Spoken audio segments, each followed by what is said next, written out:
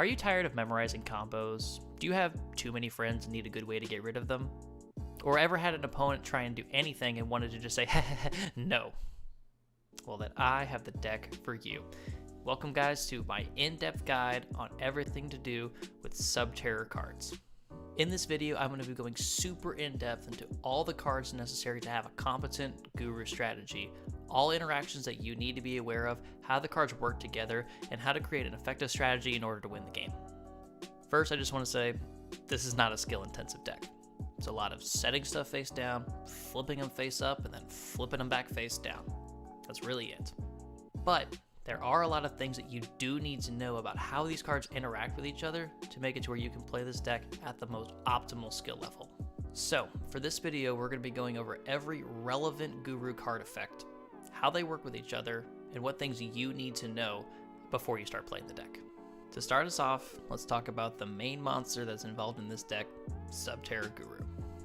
So, Guru's effects read: flip. You can add one Subterror card from your deck to your hand, except Subterror Guru.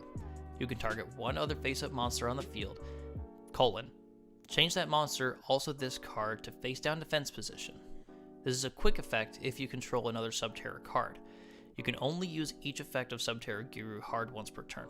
So, what you need to know about this card is that both effects are hard once per turns. Even if you have multiple Gurus on the field, either face up or face down, flipping them one way or another is not going to mean that you can activate the effect more than once that turn. You can only search Subterror cards, meaning monsters, spells, and traps are okay, but unfortunately it cannot search Hidden City. Another thing to note is his effect to flip himself and another card can be applied to monsters on either side of the field, so this is a great way to dodge cards like Infinite Impermanence, Effect Veiler, or anything that really targets face-up cards. You can use Guru to essentially get rid of that interaction.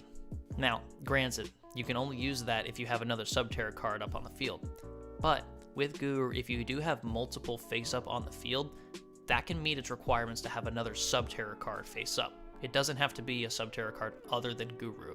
So, if the optimal strategy is to have two Guru on field and just flip an opponent's card at the right time, it's perfectly reasonable to do. One very important thing to know about monsters in general is that setting a monster does not count as a summon. So, if your opponent wants to activate Nibiru, or let's say earlier in the turn you've activated Numeron Network and have already summoned out Zexal, setting a monster does not count as an additional summon or special summon in any way, shape, or form, so you're still able to do those interactions. Additionally, however, flip summoning a monster does count as a summon that doesn't start a chain. So, cards like Solemn Judgment can be used on Guru flip summoning itself face up. We'll talk about how to get around that a little bit more once we get to some of the later cards in the combo, but that's just very important to know in case your opponent has some back row and want to try and play around it as best you can. We talked earlier about how you can set up Guru to have a quick effect if it has another Subterror card face up on the field. If you have a final battle face down and you flip it up to activate any of the four effects, that counts as having a face up Subterror card on the field, which you can then chain Guru to flip another card face down. So even if you don't have a fiendess or something to negate, or don't have another face up Subterror card that you can use, so long as you've got a final battle set, you can always have Guru's quick effect live. Another important thing to note about how the flip summoning mechanic works in general, specifically for Guru. If Guru was summoned the previous turn and let's say he was face up, you may use its effect to flip itself and another monster face down this turn. Then you can manually flip him face up and get his effect. The reason why this works is because the player didn't change the battle position of the card. A card effect did. And if it wasn't previously changed by the player earlier in the turn, the player can still manually do it this turn. Lastly, it's always important to realize that Guru's final battle attack and defense, whenever you choose to modify its stats, become 34,000, 34,000. Now let's talk about Subterror Fiendess, which is probably the best Omni-Negate that this deck has at its disposal. Its card text reads: when your opponent activates a card or effect, quick effect, you can send this card from your hand or field to the graveyard, then target one Subterror monster you control, negate the activation, then change the targeted monster to face down defense position. You can target one face-up monster you control, change it to face-down defense position, and if you do, special summon one Subterror monster from your hand or graveyard in face-up or face-down defense position. You can only use each effect of Subterror Fiendess once per turn. So again, as we look at this card, both effects of it are hard once per turns. So even if you have a fiendess on field and one in hand, you unfortunately can't use the effect twice. Another really big thing to consider about this card is you can also send it from the field to the grave. This is incredibly important because most people think that it's just from hand. So seeing a fiendess on field face up, a lot of the times people will forget that it has that effect and will just flat out ignore it, thinking that you don't have a fiendess to activate. So very, very key to know in this interaction. Another important thing to know is if you have a fiendess in hand and a fiendess on field, and let's say those are the only Subterror cards that you have, you can still activate the fiendess from hand to flip the fiendess on field face down. It's kind of like how Guru just needs another face-up Subterror card. It doesn't specify that you have to specifically flip a Subterror monster that's not Subterror fiendess. So if that's the only interaction that you have and that's how you can out a board, then cool, keep doing it. But it's important to know that you can use that. One really important element of Fiendess's subtext is specifically when it negates and when it flips the monsters. So if we go back to the card text, it says you can send this card from your hand or field to the graveyard, then target one Subterror monster you control, so that's the cost. Technically targeting isn't cost, but you know what I mean. Negate the activation, then change the targeted monster to face down defense position. So what that means is that Fiendess will attempt to negate first, and then if possible will flip the monster face down.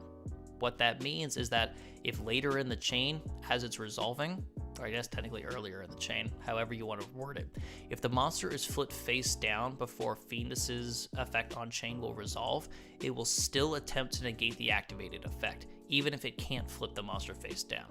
So if you chain a final battle later on in the turn to chain Guru to flip something else face down, Fiendess will still negate that activation. We'll go into more detail about that in the interesting interactions that you need to know portion of this video, but for now, all you really need to know is that Fiendess attempts to negate the activation first, and then attempts to flip the monster face down. They don't happen at the same time. 90% of the time, you're going to be using Fiendess from your hand to negate activated effects, but you can still use her on-field effect in order to summon out a Guru from the grave, or something else from your hand if you absolutely need to get something on the field, so it's important that we talk about how her on-field effects work as well. For Fiendess's on-field effect, she does not flip herself as cost, meaning that your opponent can respond with Infinite Impermanence or Valor because the card will still be face up by the time it starts resolving. It's important to note that Fiendess's on-field effect also doesn't specify whether she needs to summon from the graveyard or from the hand, so you don't have to declare which one you're going for. So that way if your opponent decides to respond with a DD Crow or a Call by the Grave, you can still summon from hand if you have a target. Having said that, if your only legal target is in the graveyard and it gets hit with something like DD Crow or Call by the Grave, Fiendess will still flip herself face down since the card has to resolve as much as possible. Flipping it happens first.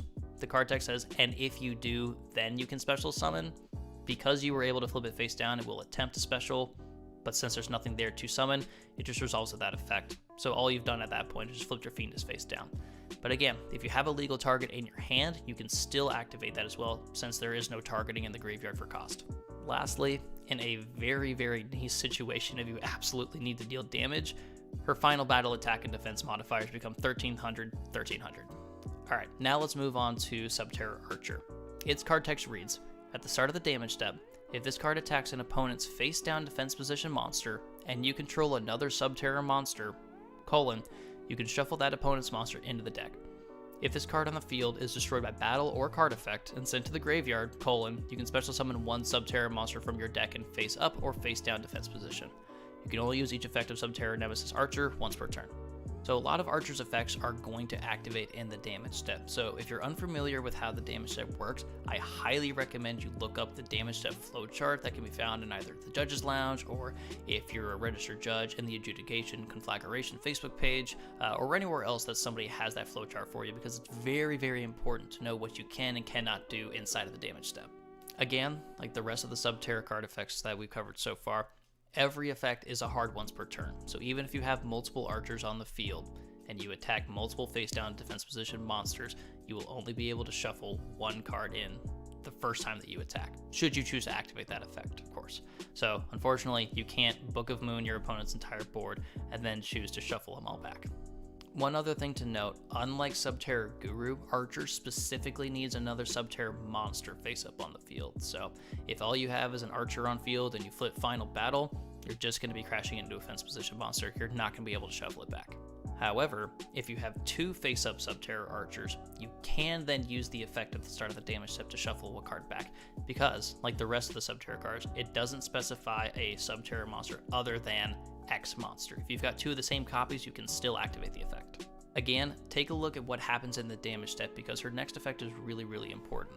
Since she activates at the start of the damage step, the opponent's monster that you're attacking into will not be flipped face up before it gets shuffled into the deck, so you can't flip it up, see what it is before you shuffle it. That still remains private knowledge.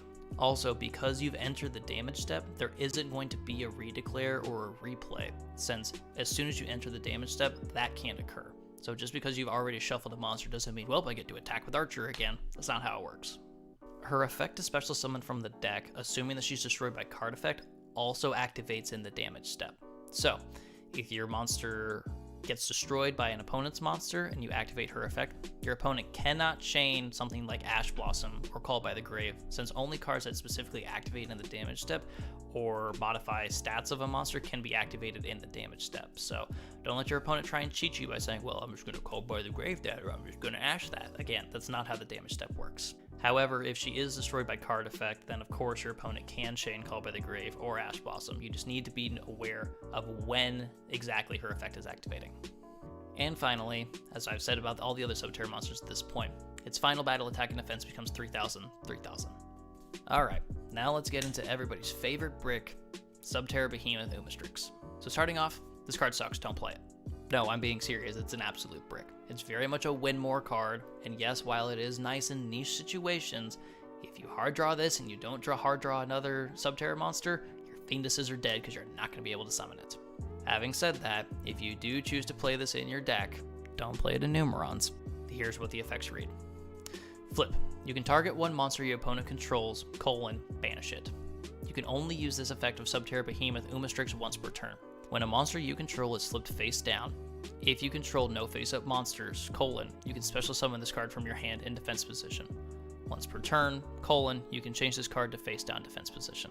What's important to note is that its flip effect that it gets is a hard once per turn, so even if you have multiple copies of Umastrix, I don't know why you ever would, you can't use either one of the effects. Having said that, its summon from hand effect is not a hard once per turn, so if for whatever reason you're playing multiple, good god, please never do that. You can technically summon more than one from your hand during the same turn.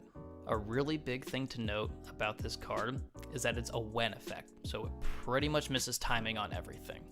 The only thing that I can think of that 100% allows you to summon Umastrix from your hand is Guru's effect flipping itself and another monster face down. If you activate Final Battle to flip Guru face down, the last thing that occurred is Final Battle resolving and flipping itself face down, thus making Umastrix miss timing.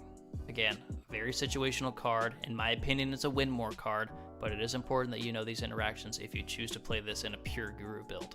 And finally, its final battle attack and defense becomes 4,700, 4,700, probably the largest of the monsters that you're going to summon out. Now let's talk about probably the most broken card in this deck, having 4 effects that you can use multiple times in a turn, and a trap card that lets you reset itself after you've activated it, because that was smart card design, Subterror Final Battle. So, Subterror Final Battle reads as follows. Activate one of these effects. Also, after that, set this card face down instead of sending it to the graveyard. You can change one set Subterror monster on the field to face up attack or defense position, change one face up Subterror monster on the field to face down defense position.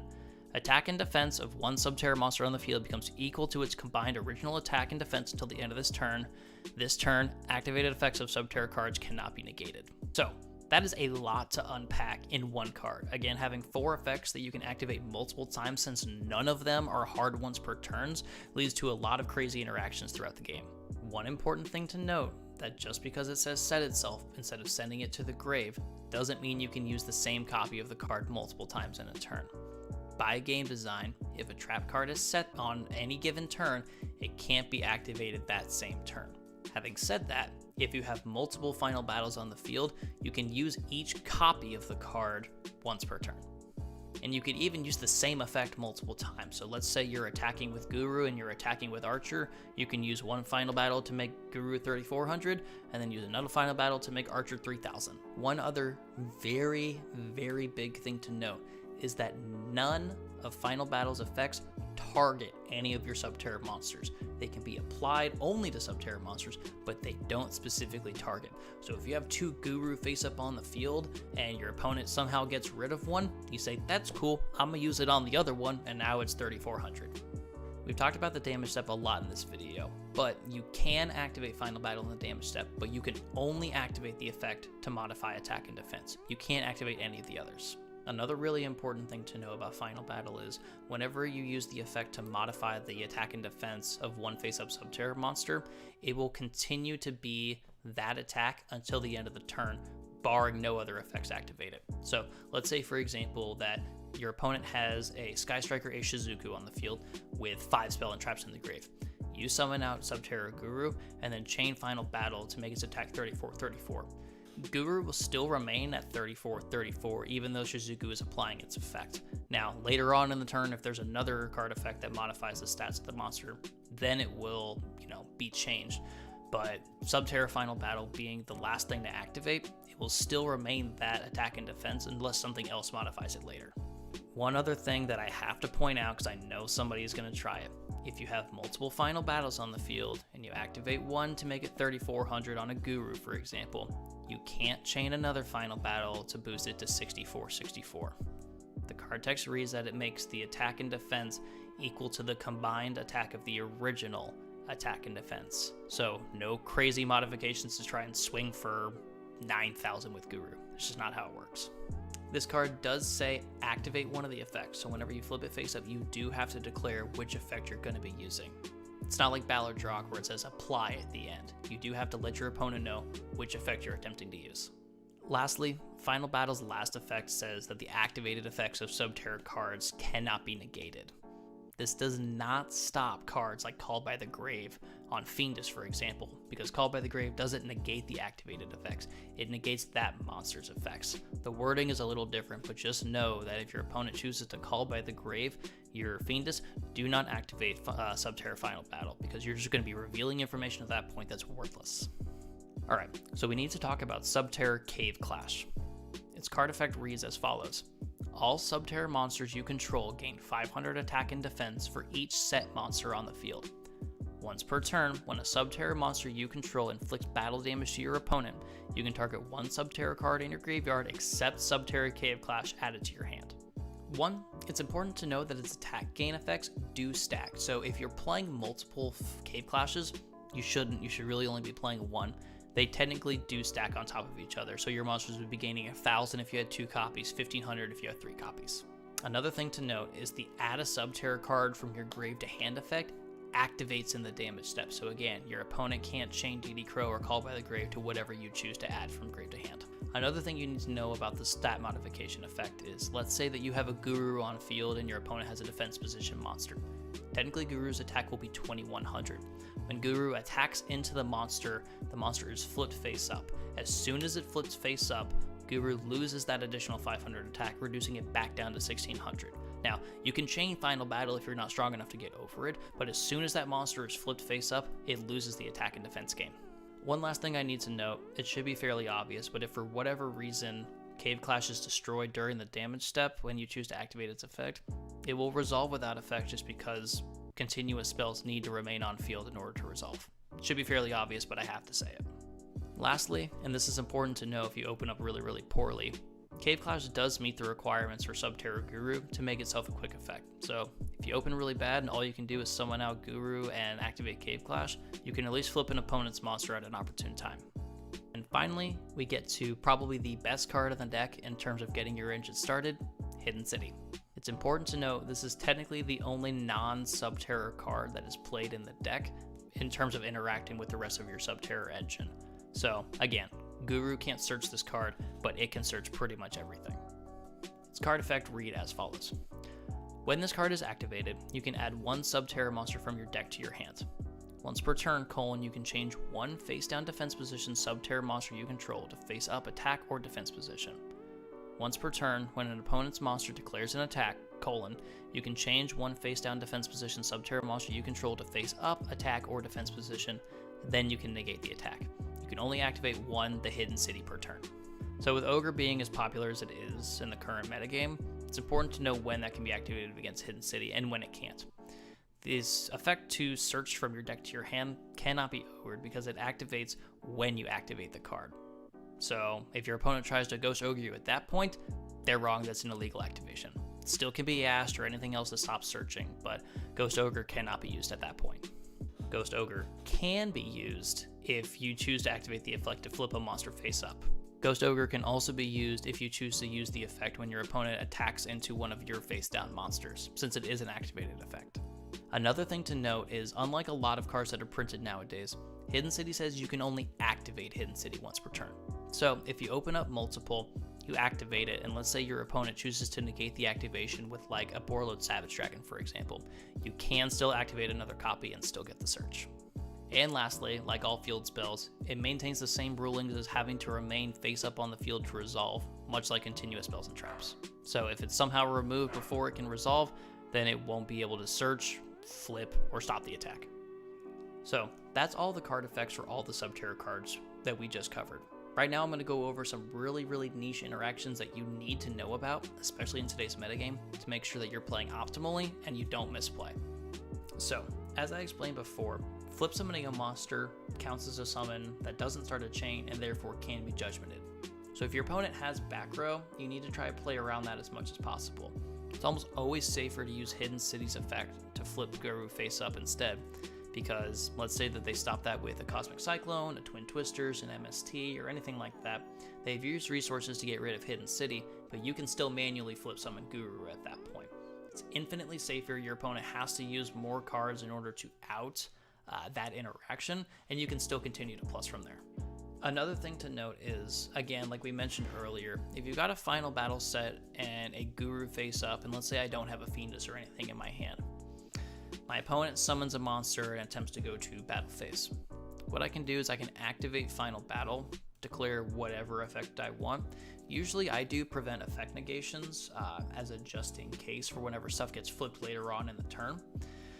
That satisfies the requirement to having a face-up Subterror card on the field. So now Guru is live. So I can chain Guru to flip whatever monster my opponent has. We're just going to pretend that there's stuff on the field right now, and flip itself face down. It's important to know, especially when you enter the battle phase. So let's say that that exact interaction happens. Your opponent says, attempt to enter battle phase. You say, okay, battle phase is fine. When you enter the battle phase, let me activate this effect and flip it face down. Because now if they try attacking your Guru, that's fine. Hidden City effect, negate it, flip my monster face up, continue to go off from there. So for this next interaction, this is going to be specific to the Numeron build of the deck. So let's say your opponent draws return. In the draw phase, we wish to activate Zexal to prevent our opponent from being able to activate cards or effects this turn. They chain something like Gamma. Let's go with that. We can use Fiendess to negate, send to graveyard, and flip this face down. It doesn't flip on activation. So let's say after we use Fiendess, our opponent uses Impermanence or Chalice, targeting our Zexal. If we've got a face down final battle, we can activate final battle to prevent effect negations if we want to. We can then chain Guru to flip Zexal face down. It doesn't have to be our opponent's stuff. So whenever we do that, set Zexal and set Guru, because it's no longer a face-up card, but it did activate, Impermanence, Effect Veiler wouldn't work because it's on your opponent's turn, but Imperm or Chalice will resolve without effect because the monster is no longer face up. So it's come up a couple of times because so many people are maining outs to Zexal. If you can have multiple pieces of interaction like that, you can make it to where you're going to go off no matter what. All right, so here's another piece of interaction to know. Let's say that your opponent has a face down monster. We'll just say that this token is face down. Why not? You have a face-up Guru on the field, and you've got a final battle. You declare the attack, and attempt to attack into this token, or monster, whatever it is. Because there are still multiple parts of the damage step, the monster will flip itself.